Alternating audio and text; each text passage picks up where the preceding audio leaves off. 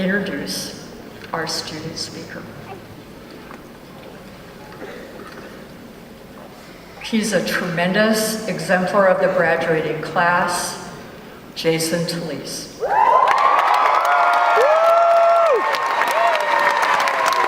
Jasen was chosen for this honor by a panel of faculty and staff based on these criteria: academic achievement, law school and community involvement, and the content of the proposed graduation remarks. Jasen earned his BA with a major in rhetoric, which I know to be a very difficult major, at the University of California, Berkeley. Our outside speaker, Judge Watford, would say at Cal. Before he entered our four-year program, he was working for a bit, and as an undergrad, he aspired to be a director, or he was, as an undergrad, a director and a filmmaker.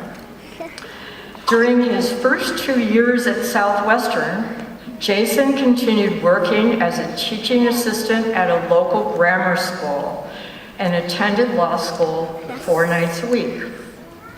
Jasen takes on a lot and does it all extremely well. A superb student throughout law school, for the last 3 years, he has also been Professor Danny Hart's teaching assistant in the contracts course. She jokingly told me that if Jasen had taken one of her advanced classes, she wouldn't have passed him so that we could keep him at Southwestern longer. This year, as if all that work wasn't enough, he added the role of peer mentor to new evening program students. And last spring, Jasen became managing editor of the Southwestern Law Review. To say that is a critical and difficult role doesn't give the full flavor of the challenges. Jasen came to Southwestern, as many of you did, because of his interest in the field of entertainment law, and he hasn't wavered. Honored by the entertainment faculty as a Biederman Scholar, throughout 2017, Jasen worked at a small entertainment firm in Hollywood where he helped represent several major studios and production companies on film, television, and new media projects. This spring semester, Jasen represented clients on a pro bono basis through Southwestern's path-breaking entertainment and the arts legal clinic, led by a full-time faculty member who spent more than 2 decades at Warner Brothers, in the latter years leading the legal department in the television area. Professor Jay Gendron tells me that Jasen has a keen intellect and a great, curious mind. Jasen wanted to learn everything and always went the extra mile. He even asked if he could continue his work for a client on a small foreign distribution deal because he really wanted to learn that part of the business more thoroughly. Professor Gendron added, "I love that about him." Jasen, you have achieved so much during your Southwestern years. We look forward to your impact as well as to that of so many of your classmates over the decades to come. Welcome to the podium now as the Southwestern graduating class of 2018 student speaker.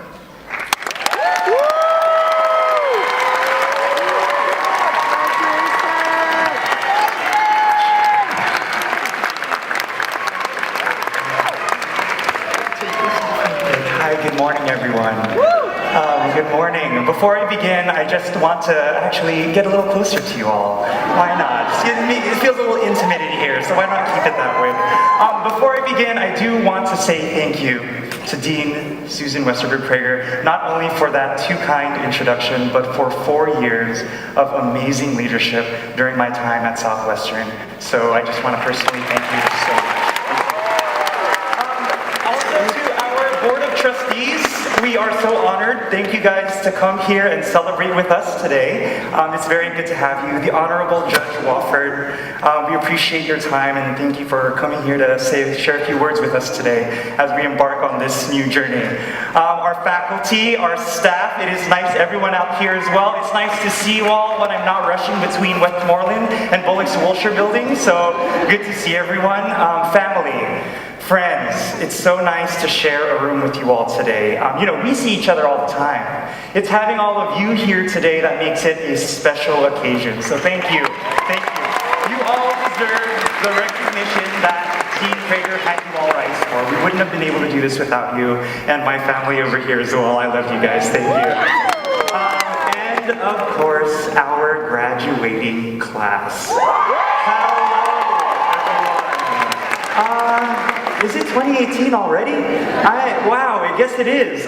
Congratulations, here we are. And I just have to give a quick acknowledgement because when I was back with all the students getting ready, I just have to say congratulations to those of us among us who just found out this weekend that they passed the California bar exam. There are lawyers among us. Congratulations. And the rest of us are right behind you guys. So 2018 is our year.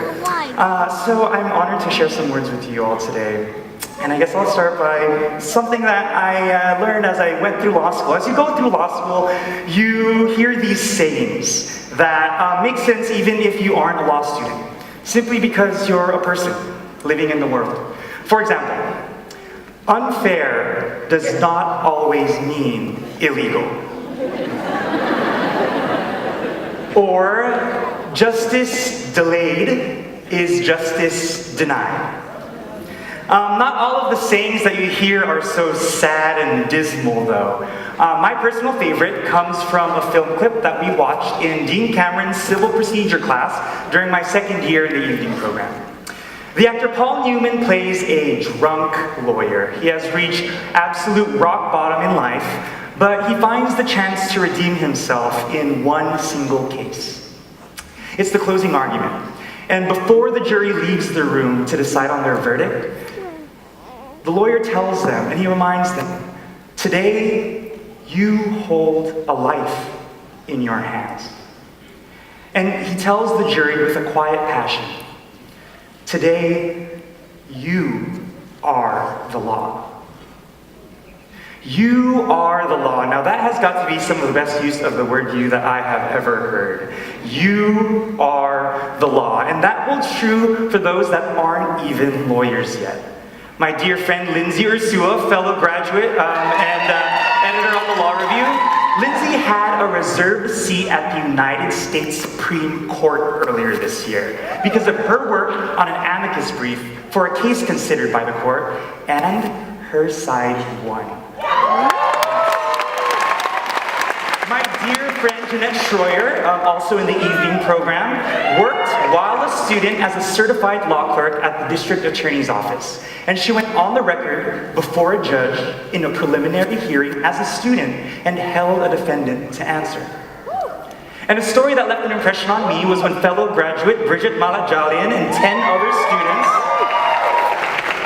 held what the chair of the Armenian Bar Association called one of the most successful pro bono clinics in the organization's history in Glendale.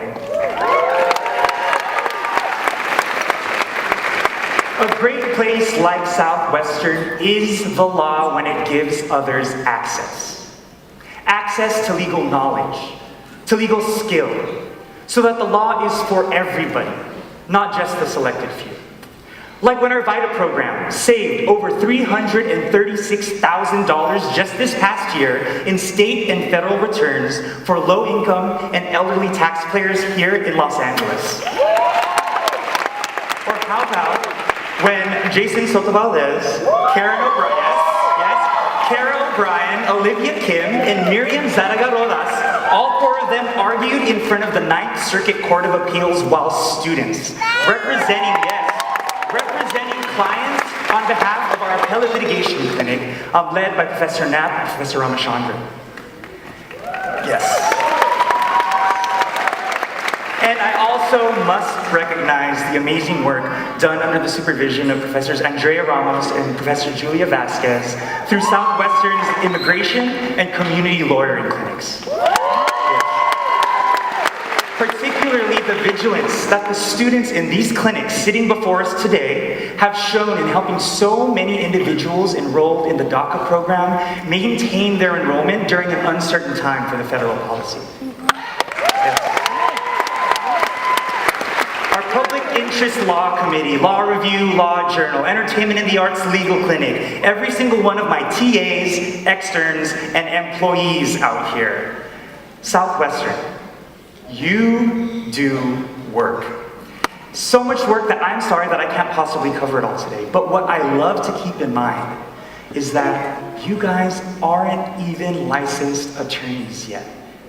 And still, you are the law, and you are the law, and everyone over here is the law, all right? And friends, family, I want you to keep in mind, you are the law too. Whether you go to law school or not, whether you practice law or not. During my 28 years here on earth, I still haven't served on a jury. For those of you that have, when you took your seat that morning, did you feel that you were the law? Because when you serve on a jury, when you vote, when you march, when you stand up for and assert your rights, you are some of the best examples of the law.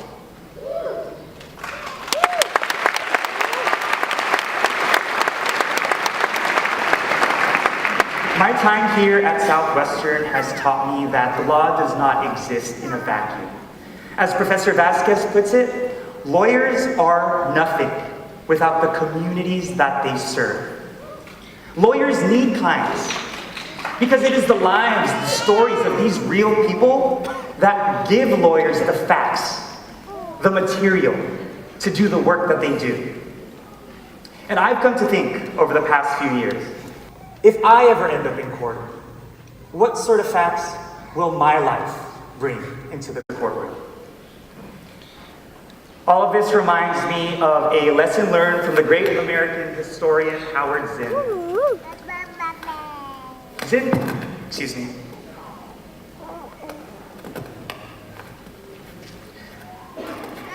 Zinn taught me that laws don't change people. Sure, they can change the way that people act, how they'll conduct themselves in society, who they'll issue a marriage license to. But if we're talking about the proverbial change in someone's heart change, laws don't do that.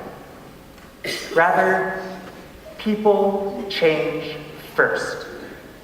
And then the law follows, sometimes excruciatingly slowly after. So here we are, graduating class. It is time for many of us to take a test and then practice law. Though we may not hold licenses, at least not yet, and frankly, even if you ultimately decide not to, I just want to remind you that we as a community have already played an active role in what the law is and what it means for the lives of the real people that we have helped. So please, hold your heads high as we enter into bar prep. And remember, we are Southwestern. We are the law.